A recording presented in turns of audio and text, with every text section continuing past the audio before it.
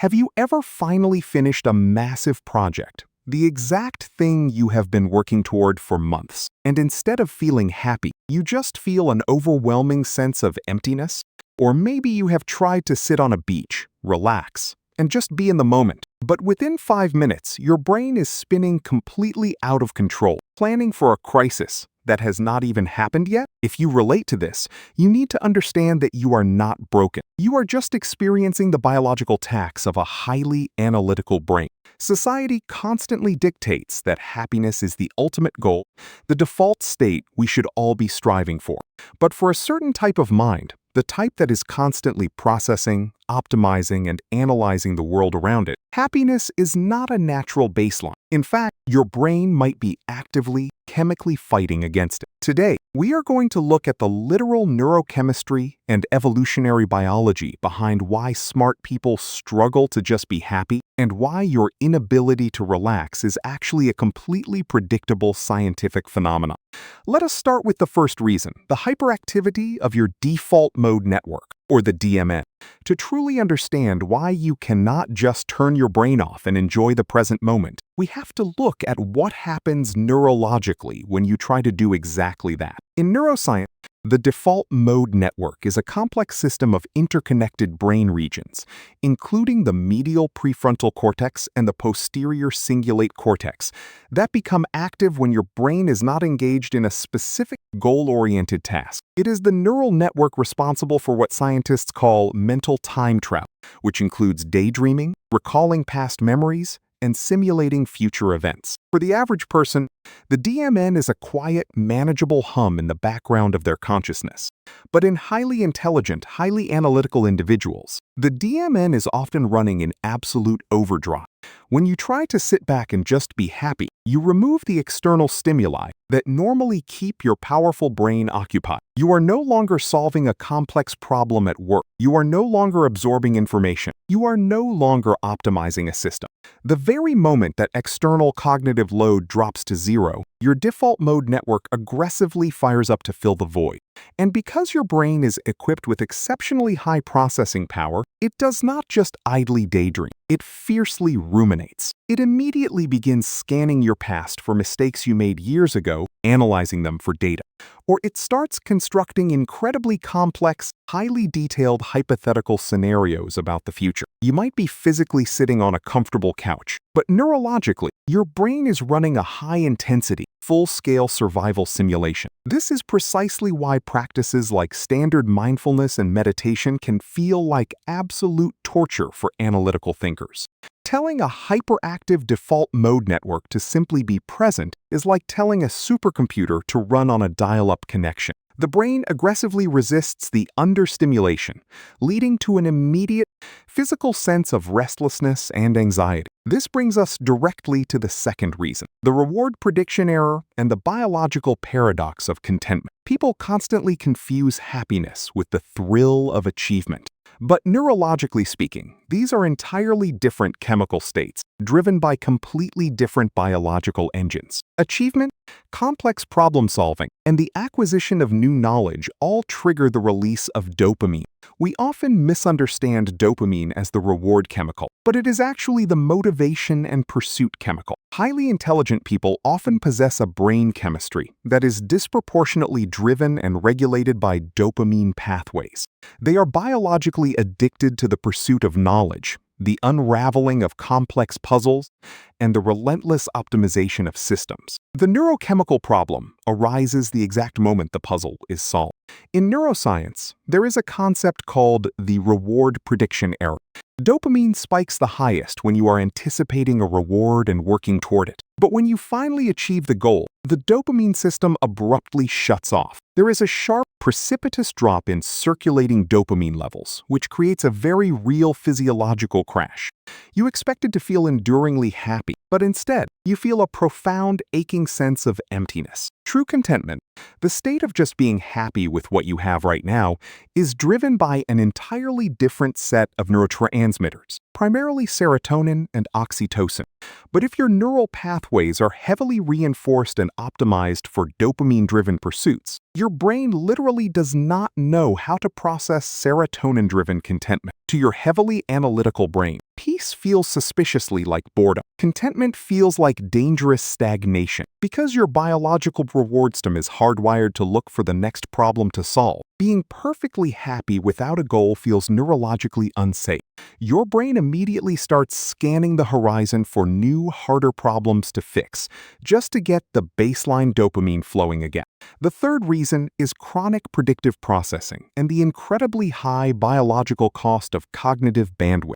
The human brain is, fundamentally, an organic prediction machine. According to the free energy principle formulated by neuroscientist Carl Friston, the brain's primary job is to minimize surprise in order to keep you alive. In highly intelligent individuals, this predictive machinery operates at a vastly accelerated and expanded rate. You possess the cognitive bandwidth to see 5, 10, or even 20 steps ahead of everyone else in the room. You can effortlessly visualize the second and third order consequences of any given action or event.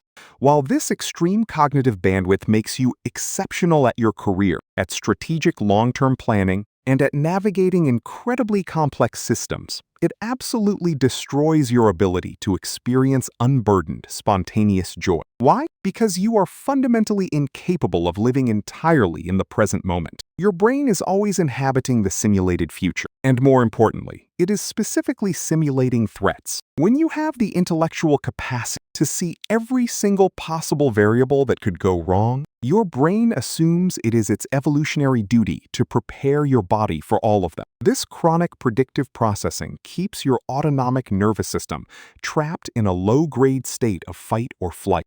It chronically elevates your baseline cortisol levels. And from a strictly biological standpoint, cortisol and serotonin operate in opposition. You cannot experience the deep, relaxed satisfaction of serotonin when your bloodstream's constantly flooded with the stress hormone cortisol. Your intelligence allows you to see the mathematical fragility of everything, how easily a relationship could fail, how a microscopic economic shift could ruin a business, how a sudden health issue could arise. When you are hyper-aware of all the variables, naive happiness feels like a dangerous, foolish illusion that will leave you vulnerable. Reason number 4 involves the psychological and somatic trap of intellectualizing emotions.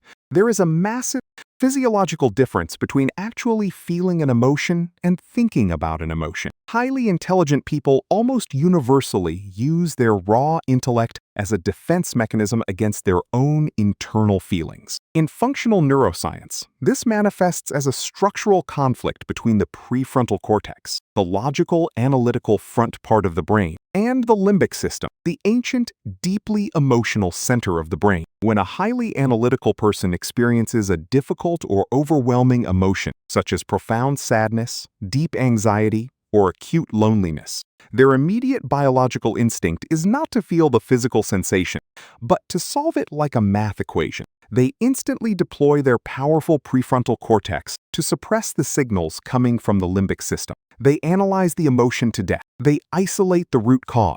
They articulate it perfectly to themselves or their therapist. They might confidently state, "I am feeling unfulfilled right now because my current dopamine reward loop is not aligned with my overarching long-term goals." They sound incredibly self-aware and put together, but this is a devastating trap. This top-down processing, using logic to forcefully control emotion, entirely blocks the natural physiological release of that emotion through the nervous system.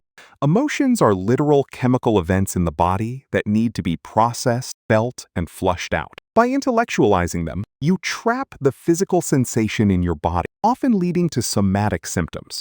You create an impenetrable wall between your cognitive understanding and your physiological state. You can explain exactly, logically, why you are unhappy, but you remain profoundly unhappy because you have never actually allowed your nervous system to process the raw feeling. You absolutely cannot logic your way into happiness. Happiness is an experiential, somatic state, not a mathematical equation that can be solved with enough processing power. Finally, we arrive at reason number 5, the severe amplification of the evolutionary negativity bias. From a strictly evolutionary perspective, human survival depended heavily on pessimism.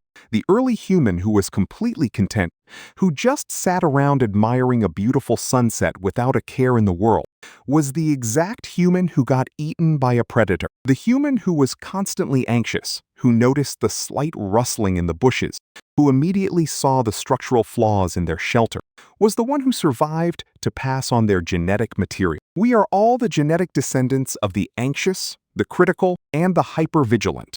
This phenomenon is known as the negativity bias, meaning our brains are biologically hardwired to give significantly more psychological and emotional weight to negative experiences than positive ones. But in highly intelligent people, this natural bias is aggressively magnified by their exceptional pattern recognition skills.